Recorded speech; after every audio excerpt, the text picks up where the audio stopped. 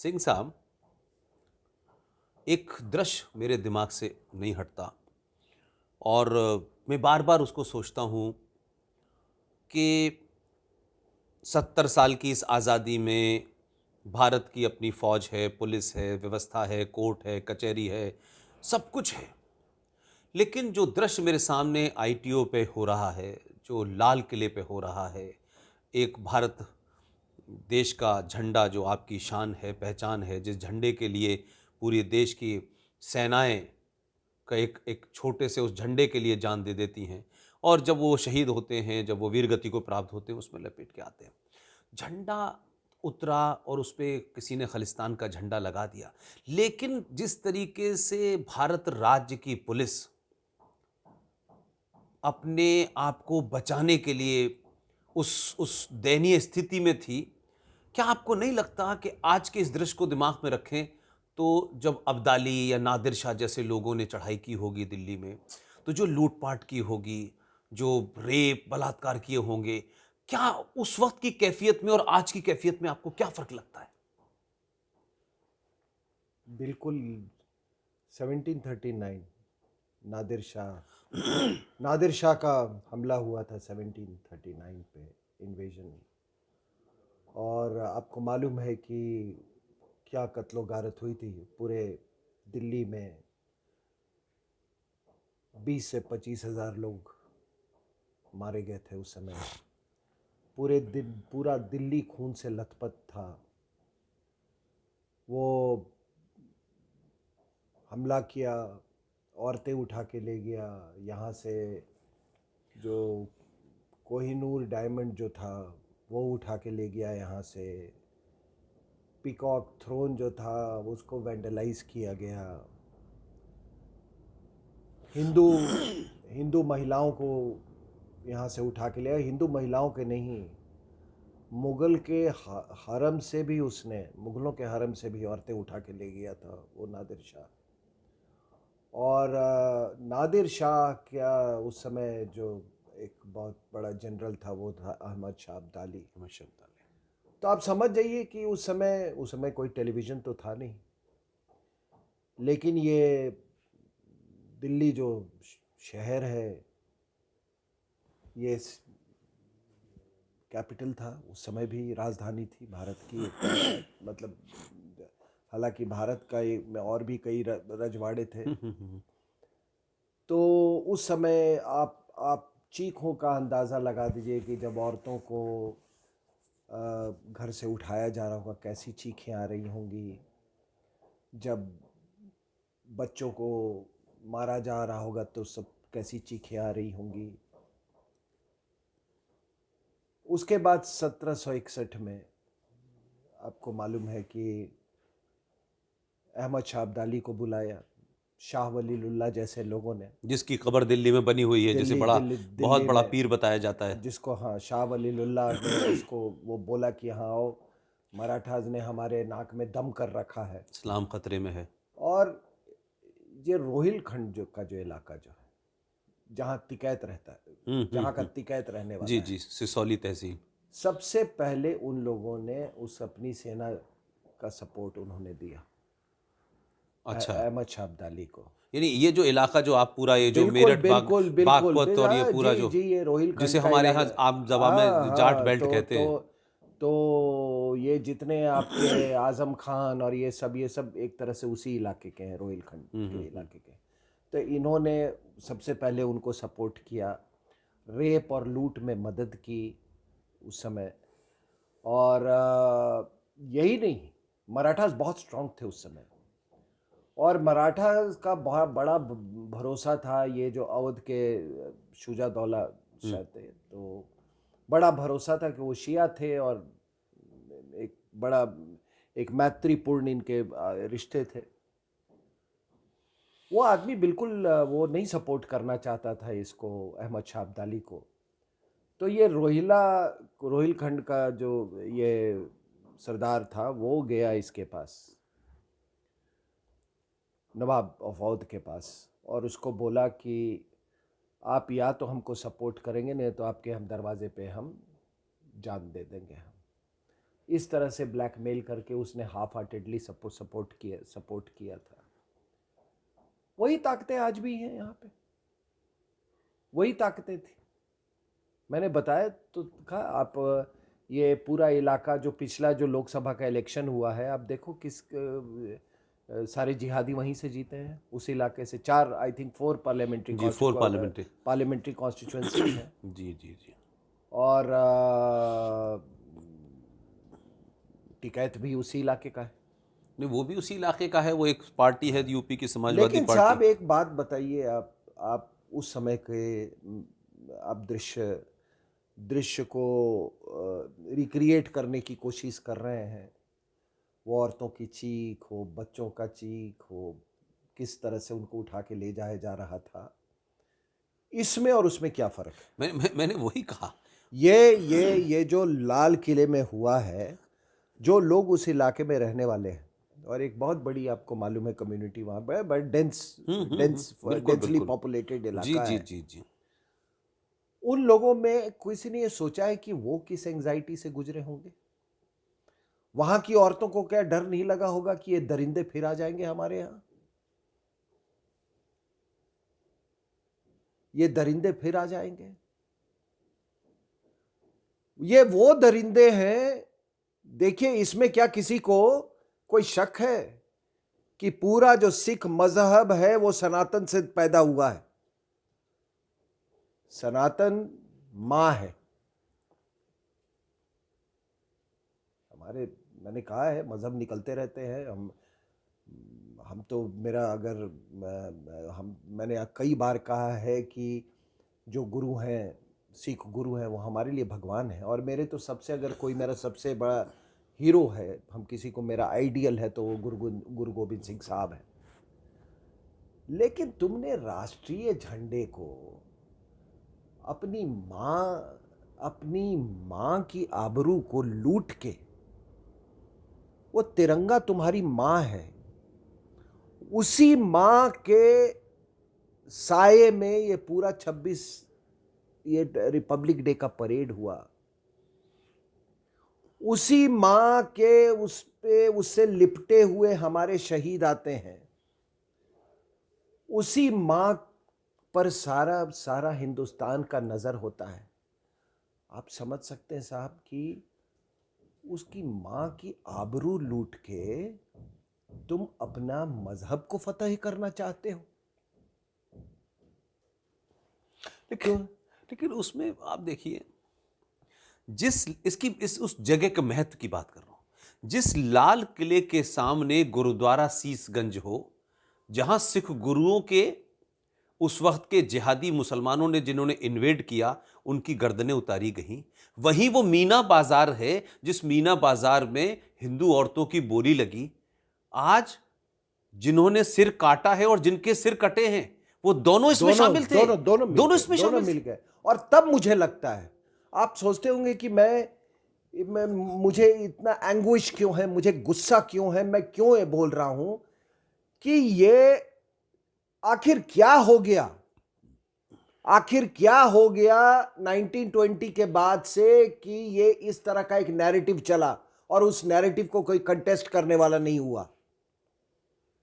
Round table conference पे खालिस्तान की मांग की गई थी 1950 में। मैंने आपको बताया इसी तरीके से ये दिल्ली में ये कूच करे। कहां नैरेटिव में ये हुआ? क्योंकि आप इंफीरियरिटी कॉम्प्लेक्स से आप सफर करते थे और इसी का कारण हुआ। और पुष्पेंद्र जी, मैं ये कह रहा हूं कि आप अहमद शाह अब्दाली और नादिर शाह की बात करते हैं। लूटता हुआ ये पंजाब से ही गया था। लूटते हुए दोनों पंजाब के ही रास्ते गए थे अफगानिस्तान,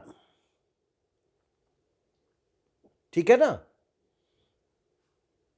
तो ये उस जमाने में तो कोई टेलीविजन नहीं था, कोई अखबार नहीं थे।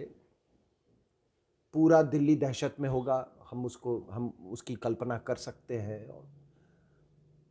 लेकिन इस बार तो लोगों ने टेलीविजन पे ये सारा दृश्य देखा, ये सारा मंजर देखा,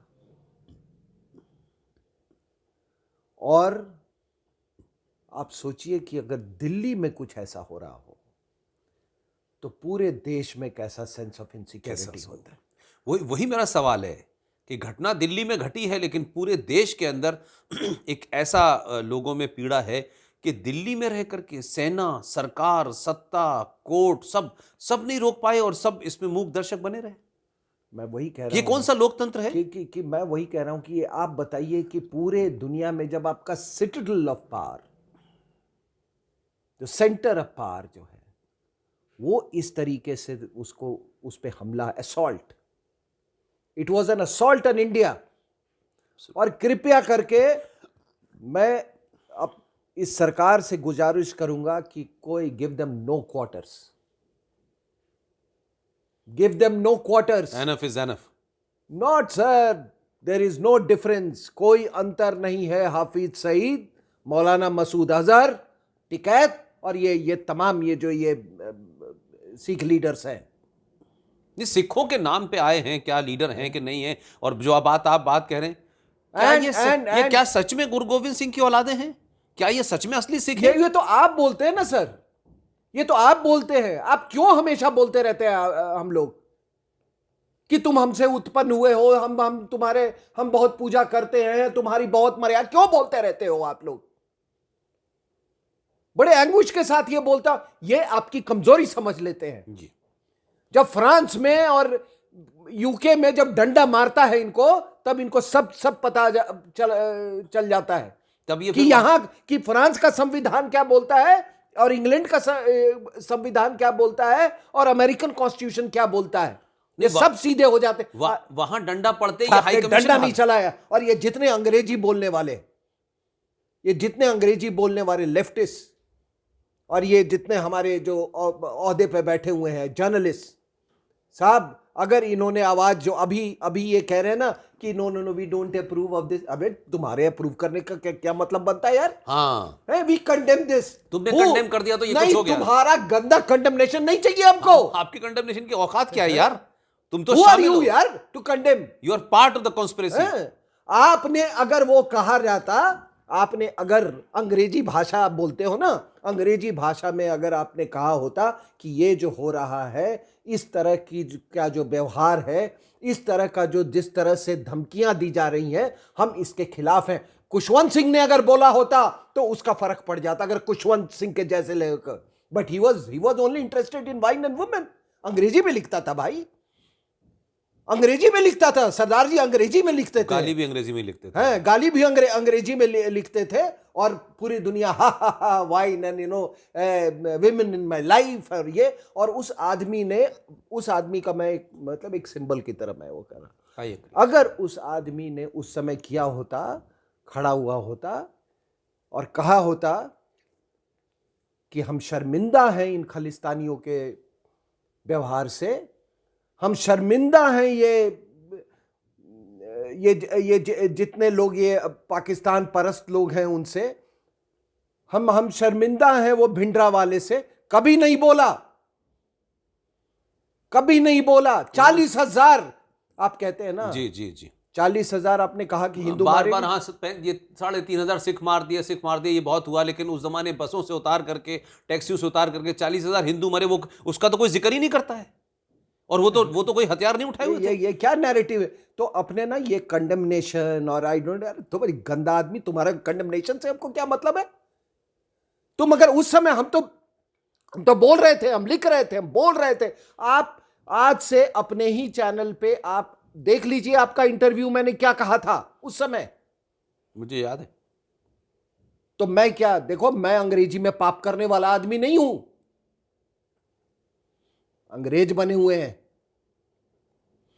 अंग्रेजी भाषा की दुआई वो भी नहीं आती है, वो भी अंग्रेजी भाषा नहीं आती है।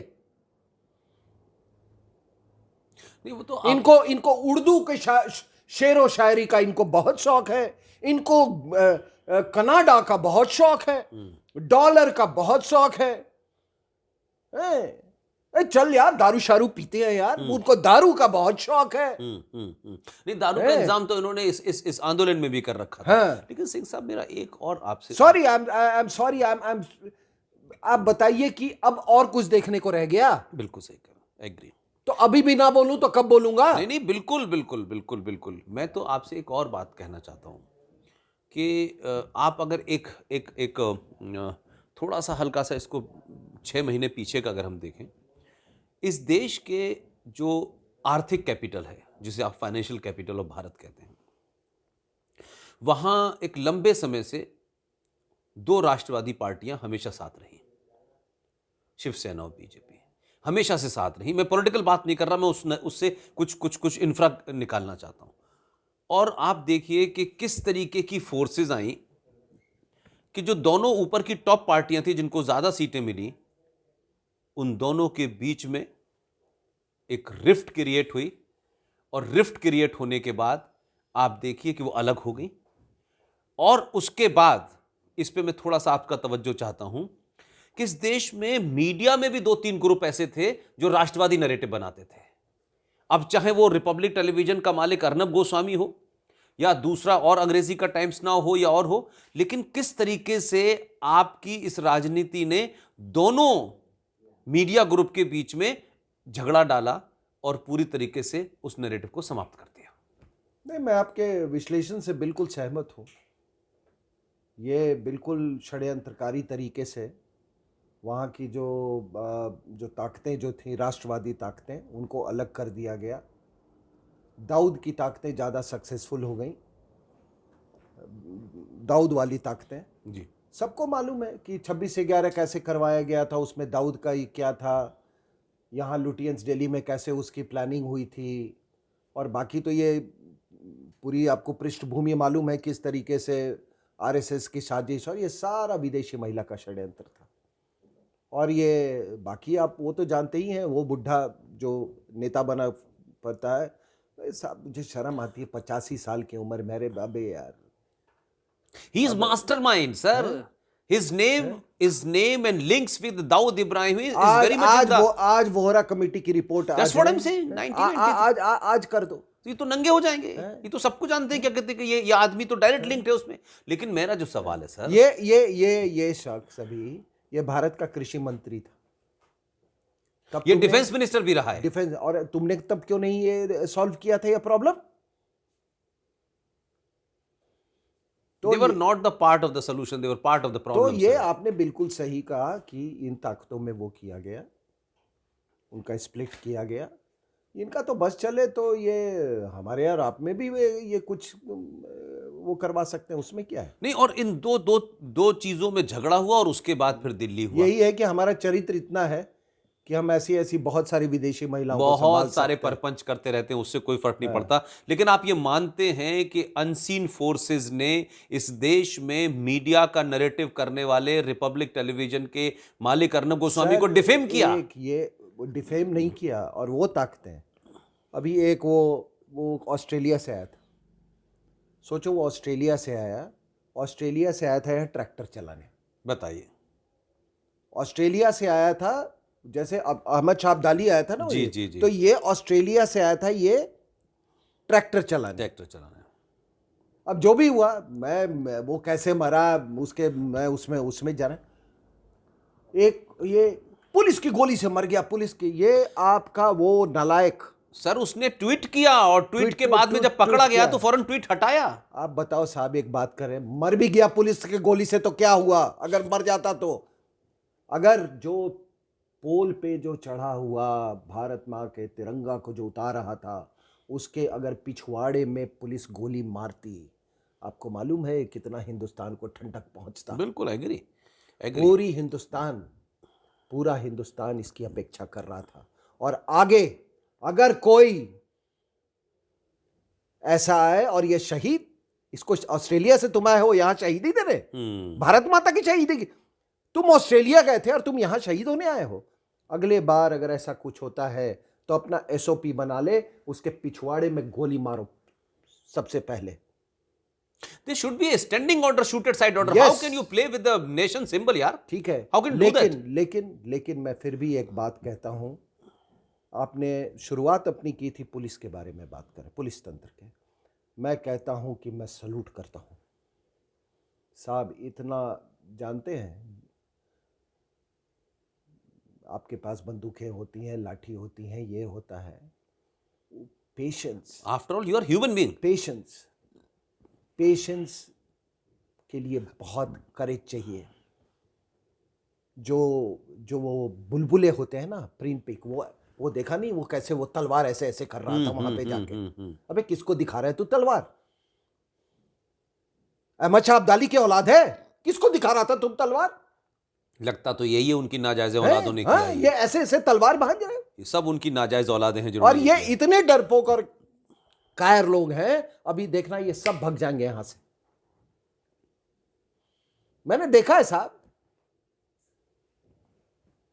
ये बबल है, एक प्रिक मारो और उसके बाद आप अगर देखो। ये इतने बहादुर थे तो 1984 में जब जिहादी इनसे बदला ले रहे थे हिंदू बनकर, तब इन्होंने क्यों नहीं अपना वो दिखाया था? वो पृष्ठभूमि आया ही नहीं। हाँ, नहीं तब तो जिहादी वो इनको मार रहे थे, ये- तब कपड़ा लगा ये- लगा के बताया गया कि हिंदुओं ने मारा, हिंदुओं ने हाँ। मारा है। सलमान खुर्शीद जैसे आदमी ने अपनी किताब के अंदर मक्कारी से ये लिखा कि जब सिखों को हिंदू मार रहे थे तो मुसलमानों के कलेजे में बड़ी ठंडक थी और वो बड़ा मुतमईन था, बड़ा संतुष्ट था। तो ये तो मक्कारी की गई है, सबको मालूम है कि मुसलमानों ने अपने बिल्कुल। आकर किया। तब ये कहां चली गई थी इनकी मर्दानगी? ये चीज बताया ही नहीं गया है कि उसमें से अगर आप मॉब को आइडेंटिफाई करें। अगर सर आज मैं एक बात कहता हूं, आप मुझे बता दीजिए ना कि 1984 के मैसेकर में आप मुझे बताइए, 4 नाम आने के बाद इतना बड़ा मैसेकर हुआ, उसमें से 4 लोग जमीन पे से नहीं पकड़े गए। एक भी आम आदमी, नेताओं के 4 के, आपने सज्जन का नाम ले दिया, टाइटलर का नाम ले दिया, धर्मदास शास्त्री का नाम ले दिया, आपने भगत का नाम, लेकिन आम आदमी जो मार रहे थे वो कौन थे? सर ये मिली भगत थी, ये मिली भगत थी। मुसलमानों का इस्तेमाल किया गया हिंदू के नाम पे, क्योंकि उन्होंने जो सलमान ने लिखा है सच लिखा है। सलमान ने लिखा है कि जब ये हिंदू मार रहे थे सिखों को तो मुसलमान खुश था, क्योंकि इन्हीं दोनों ने मिलकर मुसलमान को 1947 में मारा था। ये वही बात थी, और ये नैरेटिव इसलिए क्रिएट किया एक इंटेलेक्चुअल ने ताकि ये बात कभी आए ना। और हमेशा इसको सिख विरोधी दंगे हिंदुओं ने किए, हिंदू शामिल नहीं थे। It was not Hindu. देखो साहब, मेरा एक बहुत आप बार बार आप लोग पूछते हैं कि इसका समाधान बताइए, समाधान बताइए। पहली बात कि जो सिख स्क्रिप्चर्स में जो लिखा हुआ है उसकी खुलेआम चर्चा होनी चाहिए। उस दिन एक आपको जयपुर डायलॉग्स में एक प्रोफेसर थे, बहुत बड़े स्कॉलर है सिखिज्म के, उन्होंने कहा कि 10वें ग्रंथ में ये लिखा हुआ है कि हम लौ और कुश के वंशज हैं। उनसे पूछा गया तो उन्होंने कहा डरते हुए कि हाँ लिखा हुआ है तो इसकी चारे, किससे डर रहे हो तुम? किससे डर रहे हो? ये जो ये इन ताकतों से डर रहे हैं ना, जो लाल किले पे तलवार लेके घूम रहे हैं। किससे डर रहे हो तुम? ये बात। और दूसरी बात कि जो सिख जो नैरेटिव है या जो सिख का स्वरूप है, वो स्वरूप हमको जो 1890 में था वहां पर ले जाना है हमको, कि जब हिंदू और सिख में कोई फर्क नहीं था।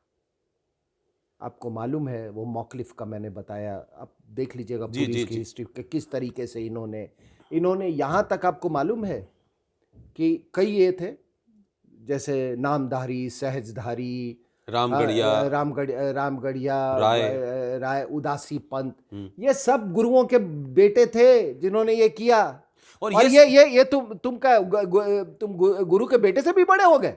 नहीं, ये तो उनको अपने तो ये अंग्रेजों ने ये किया, अंग्रेजों ने किया कि उसको क्या, जब ये रिक्रूटमेंट करने लगे तो इन्होंने कहा कि जो नामधारी है, सहजधारी है, उसका भर्ती नहीं होगा सिख रेजिमेंट में। और फिर ये जो एक पूरी कम्युनिटी आ गई यहाँ पे, जो वो दूसरी वाली, इन्होंने अंग्रेजों के लिए लड़ा, अंग्रेजों ने इनको ज़मीनें दी, ठीक है, अंग्रेजों ने ज़मीनें दी, कनाल्स बनी हुई थी उस समय। उसके बाद से ये एक नैरेटिव चला गया, धीरे धीरे ये Khalistanisation of soldiering and Khalistanisation of farming, ये चीज शुरू हो गया। और मैं इसलिए नहीं बोल रहा हूं, मुझे याद है कि मैं आपके साथ कई बार गया हूं और लोगों ने हम ये समस्या के बारे में बात की है। कि सर इसके बारे में आप लोग क्यों नहीं बोलते हैं, सर आप समझ नहीं सकते हैं कि ये कितना ये है, ये कितना खतरनाक मोड़ ले चुका है। हमने बोला यार चंद बोलकर, चंद लोग नहीं सर, ये 80 से 90% लोग। तारिक फतेह से मेरी बात हो रही थी। तारिक फतेह ने मुझे कहा कि मेरी लड़की कनाडा में वो मैनेजमेंट कर रही थी और वो एक दिन क्लास से आई और बोली कि पापा ये जिस मुसलमान से मिलो तो कहता है कि हम कैलिफेट बनाएंगे, जिस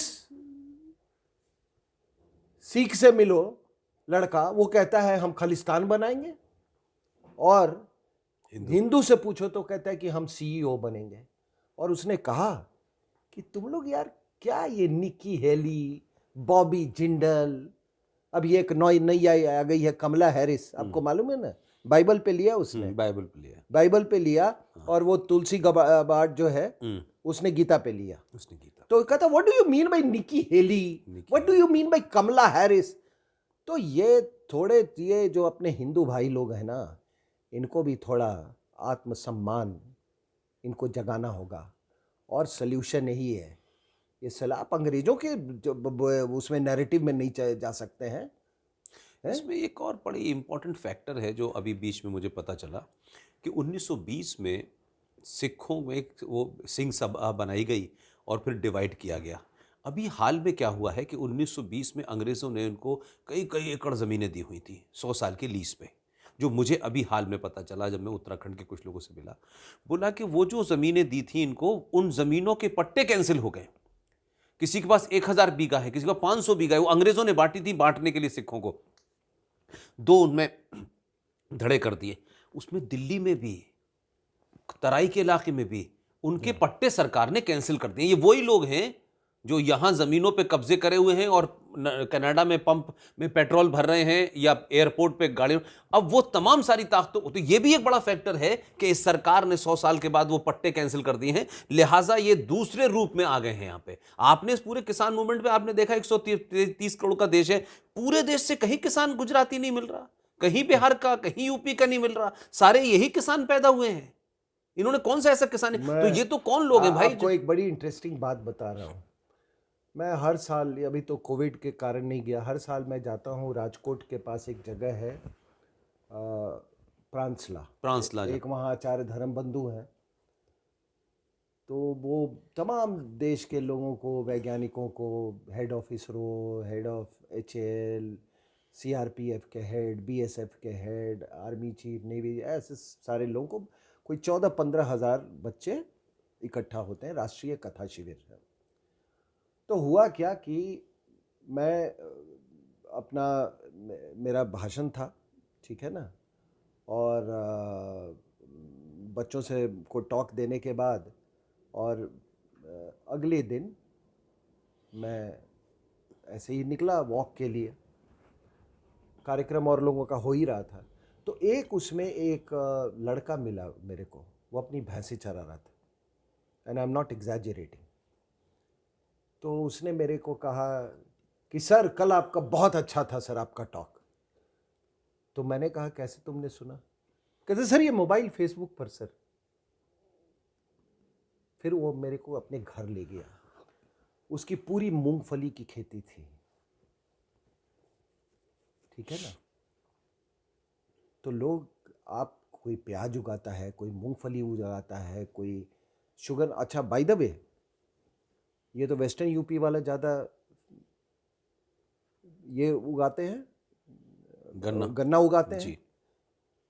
इनका कोई स्टेक नहीं है, कोई स्टेक नहीं है इनको, तो इनके सब पैसे मिल गए, सब कुछ हो रहा है, गन्ना। वो अहमद शाह अब्दाली वाली बदमाशी। हाँ। आप पूछो कि तुम्हारा क्या MSP से लेना देना है, कोई स्टेक नहीं।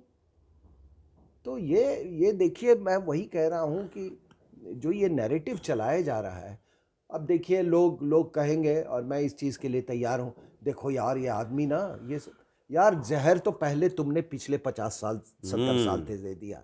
आज RSN सिंह उस जहर को बता रहा है लोगों की कि क्या जहर है, तो आज हम हम तुमको खटकने लगे, ना ना, हर वो आदमी जो इस राष्ट्र की चेतना को जगाएगा, हम चाहे वो खटकने मोदी लगे। हो, चाहे अमित शाह हो, और चाहे क्या आरएसएन हो, क्या चाहे है, पुष्पेंद्र हो, तो सब खटकेंगे सर। कई गाली देते हैं, कई धमकी देते हैं। अरे यार, मैंने अपनी जिंदगी जी ली है यार, इस दुनिया में कोई नहीं रहने आया है, कोई रहने नहीं हमेशा के लिए रहने आया है।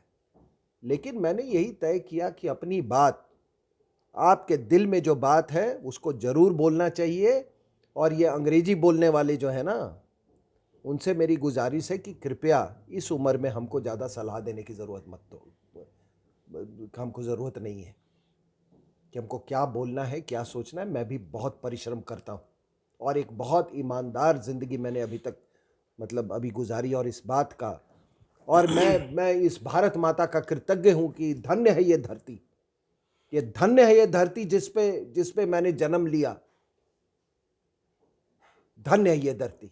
जिसको जिसको ये रास नहीं आता है वो तो गया ना, वो तो कनाडा गया, वो ऑस्ट्रेलिया गया, न्यूयॉर्क में जुलूस निकाल रहा है, वो जाए। लेकिन ये भारत, अगले बार अगर किसी ने ऐसा काम किया उसके पिछवाड़े में गोली मारो। अगर कोई नहीं, पोल उसमें पे, सरकार का इंतजार नहीं करनी चाहिए, समाज को बाहर निकल के आना चाहिए, बिल्कुल कोई फर्क नहीं बिल्कुल पड़ता। बिल्कुल मुझे नहीं लगता कि कहते कि साहब बिल्कुल। सरकार का हम सरकार तुमने तुमने पूरे पूरे एक वो जो विजुअल है ना सर, आपने पूरे रिपब्लिक डे, इंडियन रिपब्लिक को आपने चुनौती दी। जो कुल मिलाकर के आप बात बार बार कहते हैं सर कि ये जो जो भी कुछ हुआ है इसमें तमाम नैरेटिव की बात है, आप अंग्रेजी की बात कहते हैं। आप सोचिए कि आज़ादी के वक्त भी अंग्रेजी बोलने वाले तो दलाली कर रहे थे अंग्रेज़ों की। वो चाहे पटेल साहब हों, चाहे भगत सिंह हो, ये सब तो हिंदी वाले लोग थे। इनका कंट्रीब्यूशन देखें और अंग्रेजी बोलने वालों का कंट्रीब्यूशन देखें। अंग्रेजी में मूर्ख बनाना, अंग्रेजी में लोग ये झूठ बोलना आपको आसान लगता है, तो वही तो आज भी है।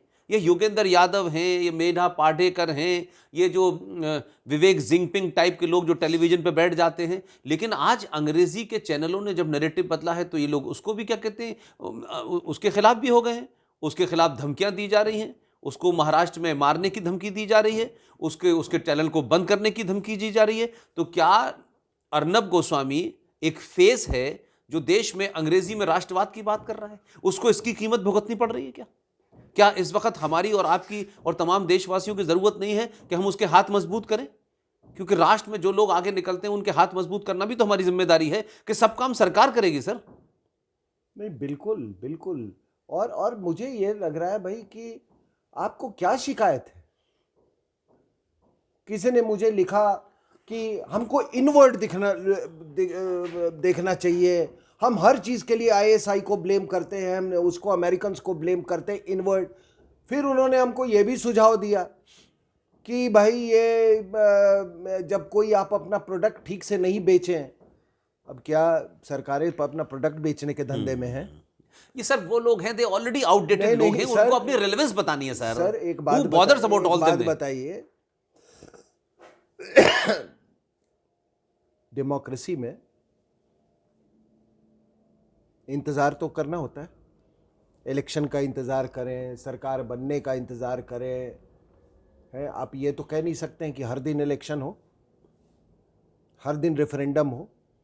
मुमकिन नहीं है, physically and economically it is not possible. कोई सरकार अगर मान लीजिए कोई बिल बनाती है, मान लीजिए, आप बिल्कुल बिल्कुल प्रोटेस्ट आपका हक है, लेकिन आपके प्रोटेस्ट में दम होगा ना तो वो सरकार अगली बार नहीं आएगी।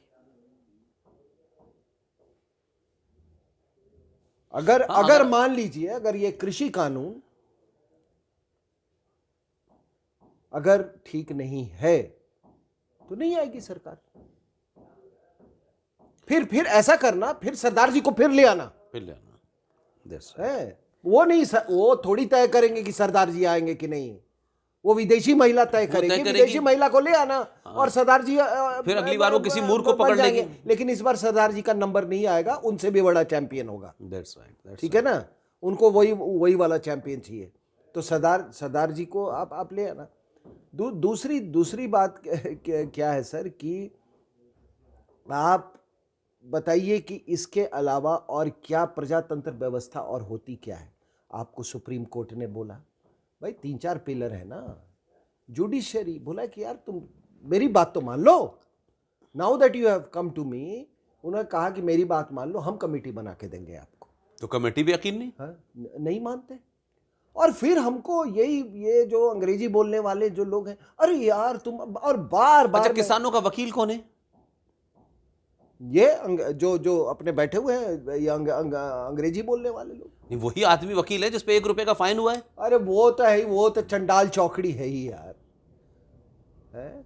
मुझे आज तक समझ में नहीं आया सर, आपको बताइए, अभी 2-3 घटना हुई। एक गुरुद्वारे में आपको अटैक हुआ काबुल में। जी जी जी जी। ज़्यादातर गुरुद्वारे नष्ट हो गए हैं, कुछ थे हैं, बाकी वो भी किसी तरह मेंटेनेंस हो रहा है।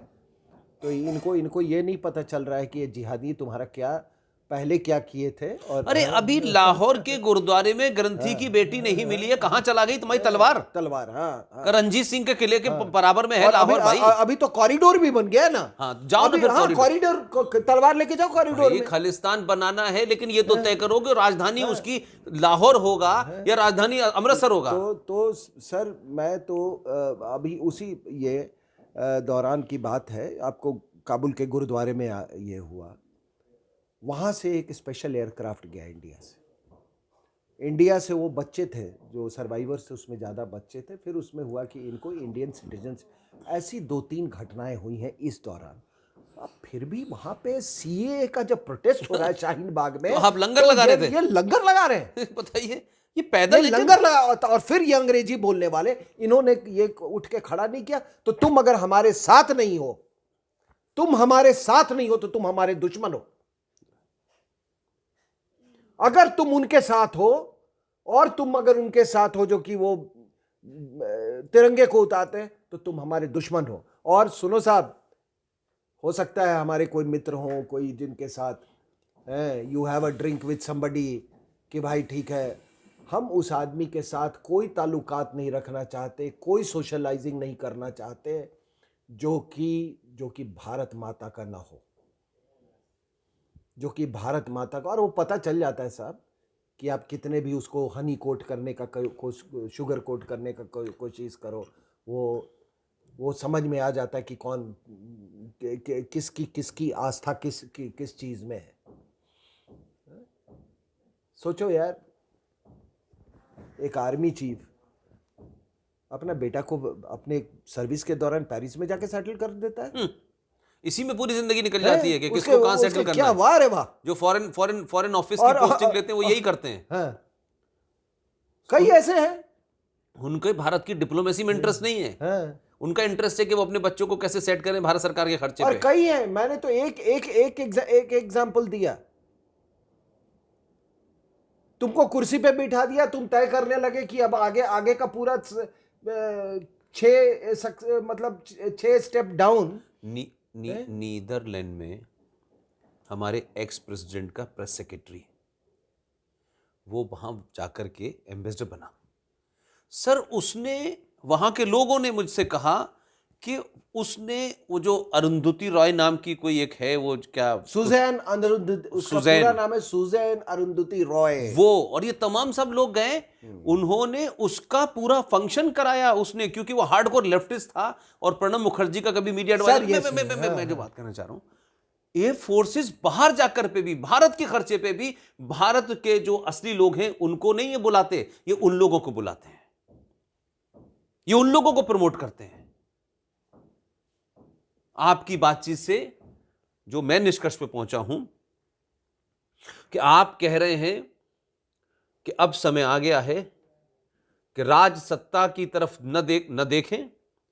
राष्ट्रवादी जो इस राष्ट्र के सम्मान नहीं कर सकता, इसके चिन्हों को अपना नहीं मान सकता, जो इस देश की आस्थाओं और परंपराओं से खिलवाड़ करेगा, उसको राष्ट्रवादियों को चाहिए कि उसका बहिष्कार करें, हर तरीके से करें, बिजनेस में करें, समाज में करें, स्कूल में करें, कॉलेज में करें।